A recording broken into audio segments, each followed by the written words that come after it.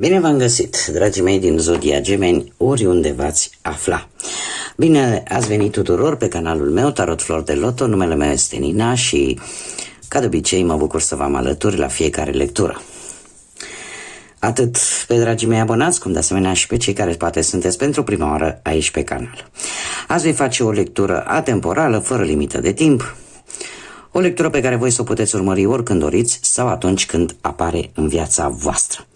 Desigur, dragii mei, nu uitați un aspect important și anume faptul că voi vă construiți propriul viitor.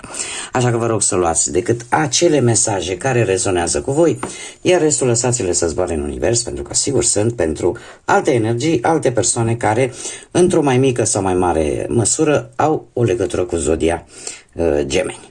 Dacă nu veți rezona cu această lectură, puteți viziona, desigur, celelalte zodii care pot reprezenta pentru voi ascendentul, luna, Venus sau oricare altă planetă importantă din cartea voastră natală.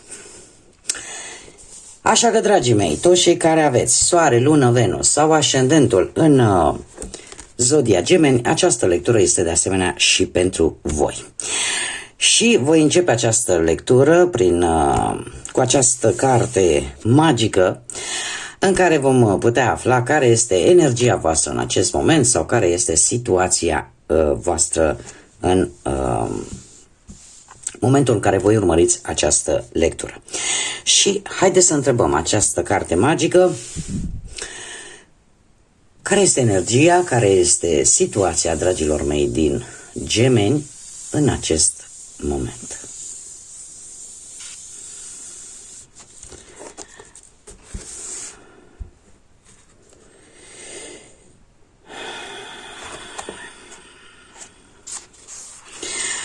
Se pare că vine o schimbare. Apare o schimbare semnificativă în cariera ta posibil. Un nou proiect, chiar dacă va fi un pic provocator, dar este o curajoasă șansă de a profundiza și mai mult abilitățile pe care tu le ai. Este o perioadă de creștere, de învățăminte, de a deprinde lucruri noi și ar trebui să te centrezi pe acest lucru. Ce îmi spune? Cartea magică îmi spune că voi sunteți într-un moment în care, posibil la nivel de carieră, la nivel de viață profesională, să vină o schimbare benefică pentru voi, unde voi probabil că va trebui să vă puneți la treabă toate abilitățile, toate părțile voastre cele mai abile, pentru a transforma această șansă, această schimbare benefică care vine în viața voastră de o manieră foarte pozitivă. Acum, poate să fie vorba despre viața profesională, dar poate să fie vorba despre orice alt aspect al vieții voastre. Da? Cert este că ce este esențial și important este că trebuie să vă puneți la treabă abilitățile voastre. Da? Inteligența voastră, în general ce vă caracterizează, plusurile pe care voi le aveți. Acum, haideți să vedem ce ne spune tarotul și începem, desigur, așa cum v-am obișnuit, cu viața profesională, da? Să intrăm un pic așa în profunzime. Și avem un 6 de bâte, un 6 de bâte care îmi vorbește de un succes pe care l-ați avut, o recunoaștere probabil la locul de muncă sau poate unii dintre voi chiar ați obținut un job poate mai bun decât v-aș fi așteptat voi. Ați avut o reușită din punctul ăsta de vedere al carierei. Haideți să vedem ce ne mai spune tarotul pentru viața profesională a dragilor mei din Gemeni. Și avem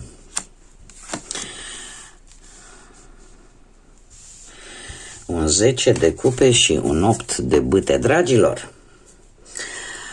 Lucrurile nu stau rău deloc. Cu 10 ăsta de cupe trebuie să vă spun că pe partea asta profesională vei obține ori un post important, ori pur și simplu vei câștiga încrederea celor din jurul tău.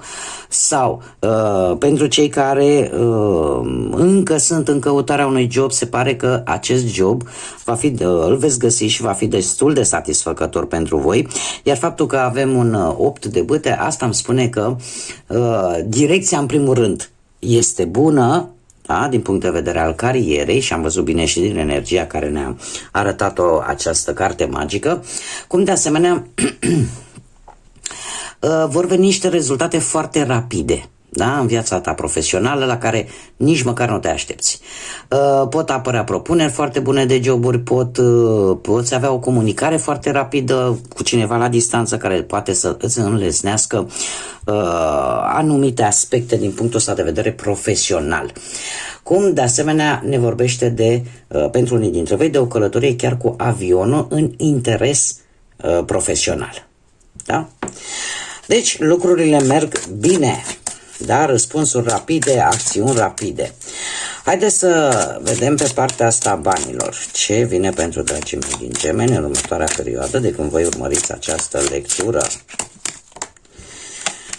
Pe partea banilor avem un rege de bâte. Se pare că în ultima perioadă ți-ai folosit istețimea, inteligența de a obține anumite lucruri materiale, da? Sau de a obține anumite lucruri care au putut să ducă la un câștig de bani.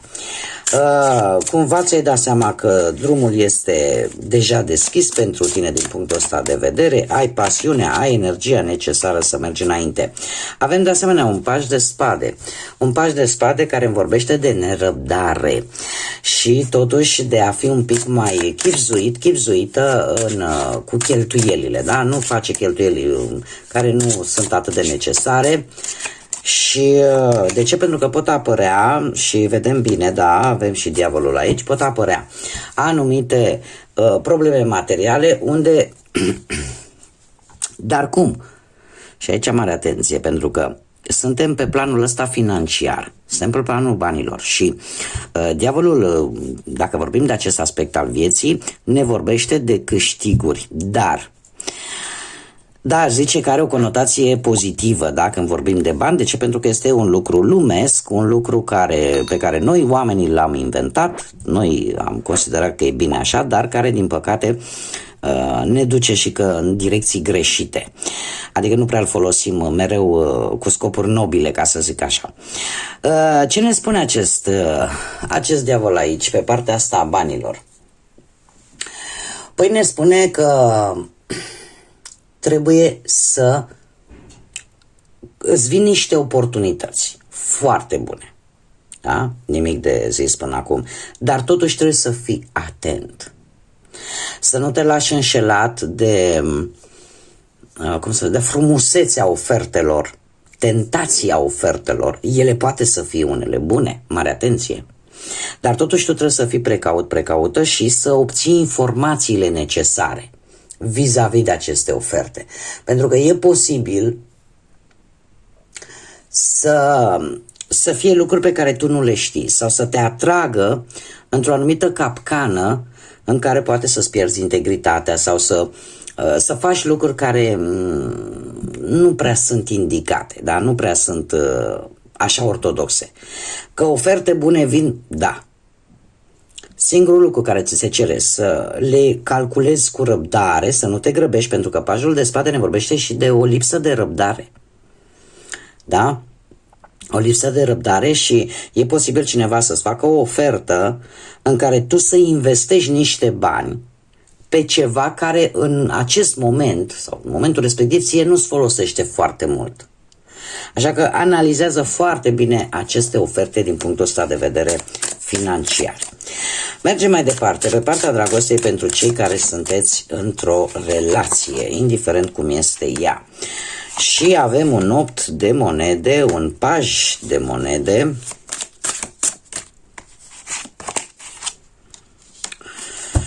și un 5 de bâte. Dragii mei, nu știu dacă unii dintre voi care sunteți într-o relație aveți poate copii și în care ați investit destul de mult în ei. E posibil cu acest 8 de monede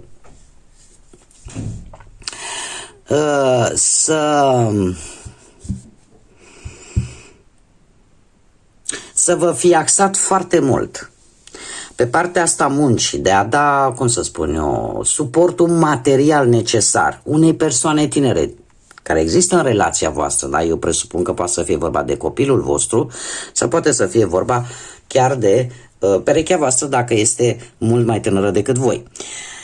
De ce? Munca cumva va aduce un aspect un pic negativ. De ce?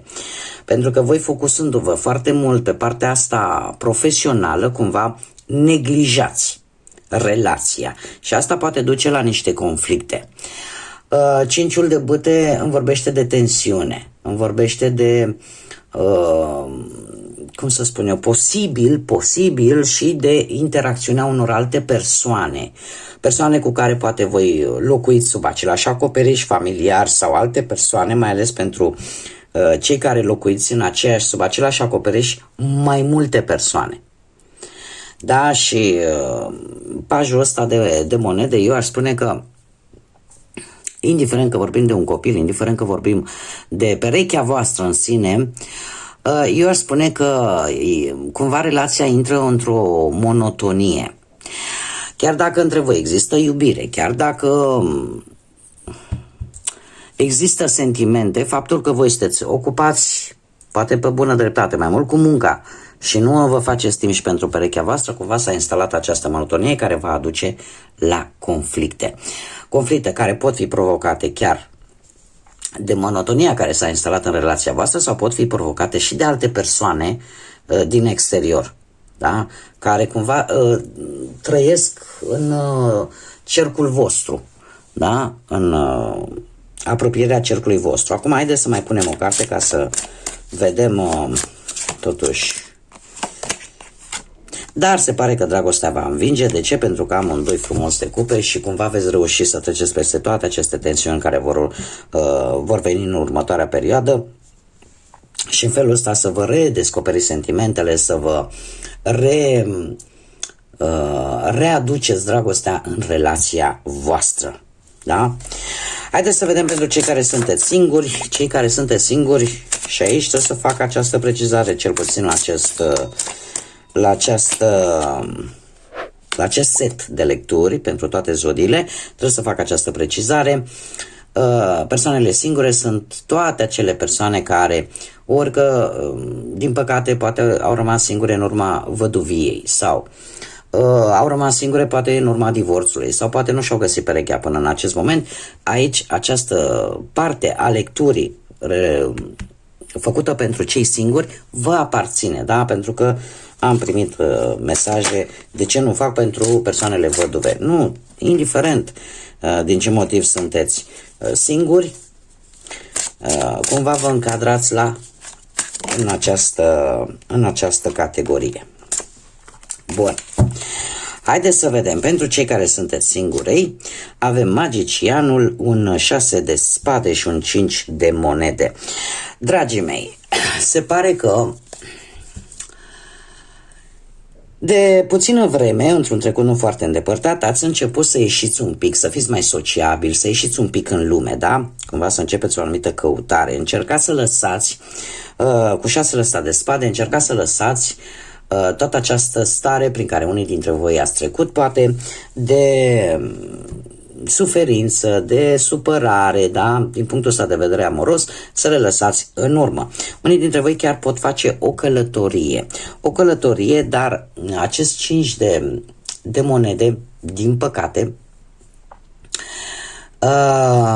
e posibil ca voi să faceți o călătorie către o persoană de care voi sunteți un pic interesați, dar care e posibil să nu vă corespundă. Și unii dintre voi ar trebui poate să vă gândiți dacă merită într-adevăr să pierdeți timpul cu cineva care nu vă arată interes în ceea ce privește persoana voastră. Da? Dar din ce mi-arată mie cărțile, sunteți hotărâți să faceți o călătorie către o persoană de care voi sunteți interesați. Dar, cum am mai spus, e posibil să știți cum e, planul de acasă să nu dea cu cel din târg. Bun, haideți să vedem ce mesaj are copilul interior din voi, dragii mei, din Gemeni, în următoarea perioadă. Un mesaj, te rog, pentru zodia Gemeni, pentru următoarea perioadă. Și avem unitate. Unitate care îmi vorbește de a îmbrățișa și a te conecta cu ceilalți, pentru că împreună sunteți mai puternici. De asemenea, avem varianta de lumină care ne vorbește de cooperare, de comunitate, da, și de armonie. Cum avem și partea de umbră, dar dacă nu veți reuși să aveți această conexiune cu ceilalți, să vă dați seama că împreună veți avea mai multă putere, atunci avem partea de umbră care ne vorbește de izolare, de diviziune și de conflict. Mergem mai departe. Haideți să vedem ce ne spun penele divine. Da? Avem aici mai multe, da? Pene de păsări. Da?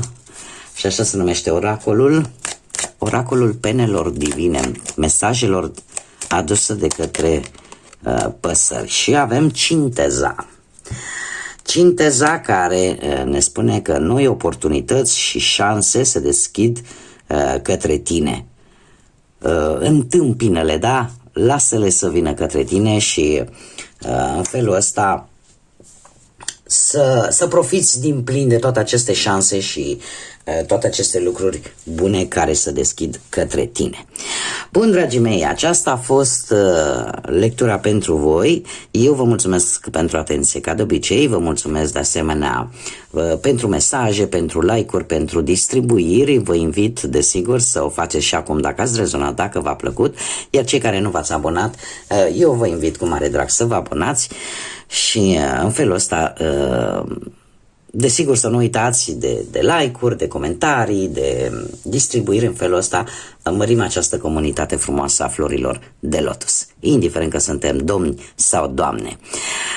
Zise toate acestea, vă doresc ca următoarea perioadă să fie una cât mai liniștită, cât mai plină de vești bune și de multă energie pozitivă. Iar până data viitoare, când ne vom reîntâlni, numai bine vă doresc și să fiți iubiți, dragilor!